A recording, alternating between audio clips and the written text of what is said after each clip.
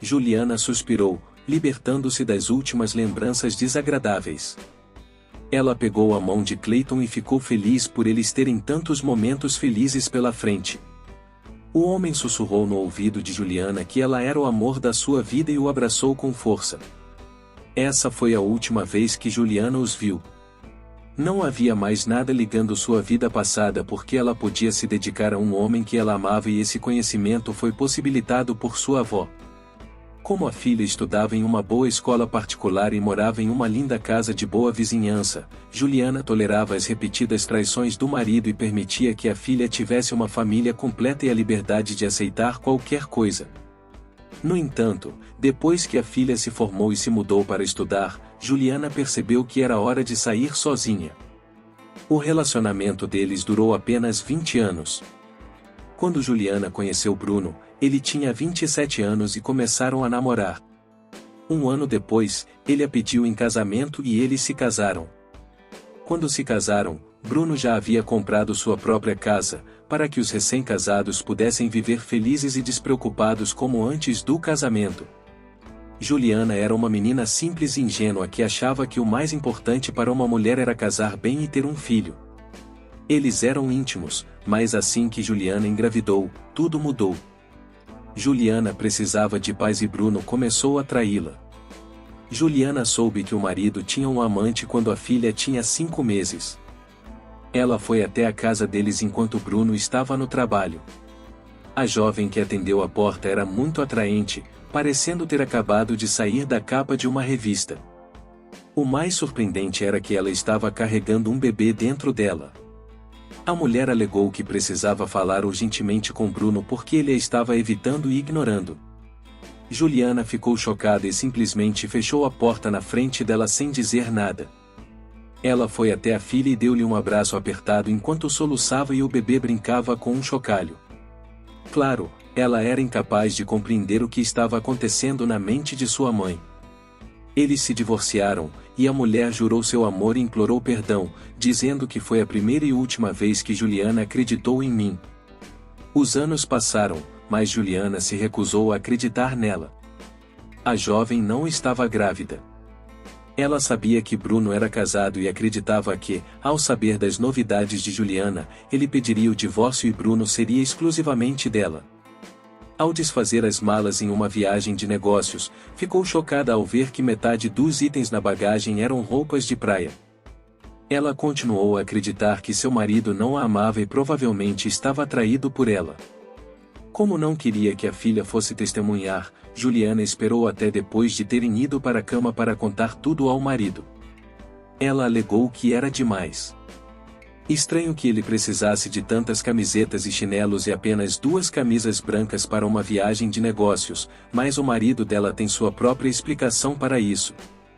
Ele disse que a conferência foi em uma cidade litorânea e, claro, ele ia à praia nas horas vagas. Depois de terminar, jogou algumas camisas fora porque estavam imundas. Falou com tanta calma que Juliana logo voltou a acreditar nele. A vida continuou e, por fim, Juliana voltou a acreditar. Quando Juliana adoeceu no trabalho e pediu para ser levada para casa perto de sua casa, ficou chocada ao ver o automóvel do marido antes que tivesse tempo de processar a informação. Quando vejo que seu esposo saiu de casa com uma loira deslumbrante, Juliana desta vez, ela não conseguiu falar.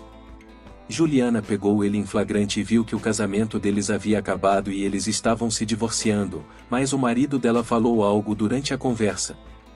A parte mais triste foi que, claro, o marido e a filha de Juliana não tinham família e, portanto, não suportavam uma situação difícil. Ela havia perdido os pais quando tinha 13 anos e estava sendo criada por ela.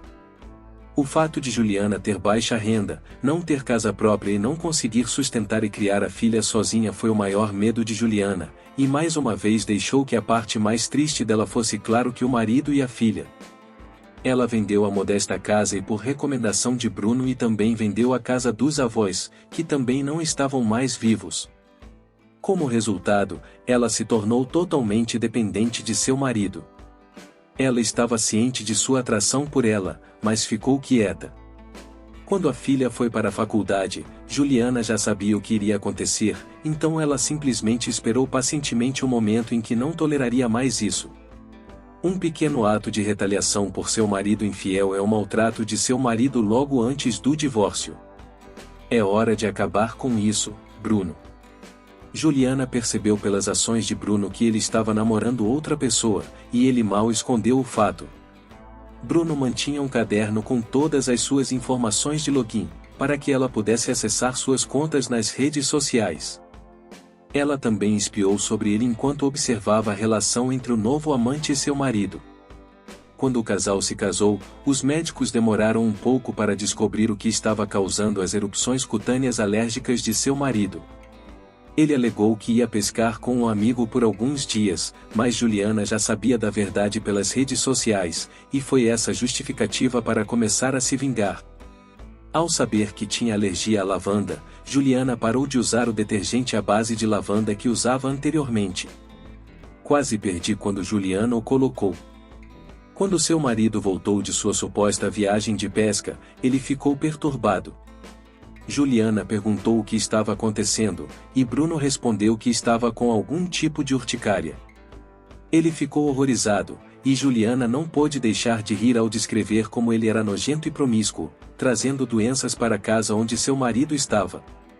Claro, Bruno tentou manipulá-la usando seu discurso favorito sobre onde Juliana iria e como ela ficaria sozinha, mas Juliana não se importava mais com a filha crescer e não havia nada para mantê-la perto disso.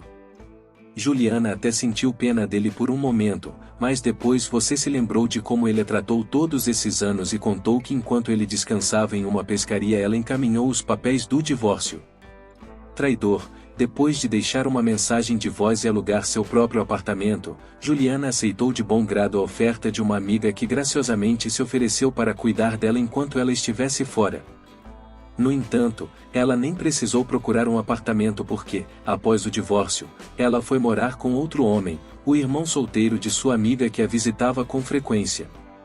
Sua irmã os apresentou e, pouco depois, Bruno terminou com a namorada, alegando que era alérgico a ela ou o médico o diagnosticara com uma reação alérgica em vez de uma doença.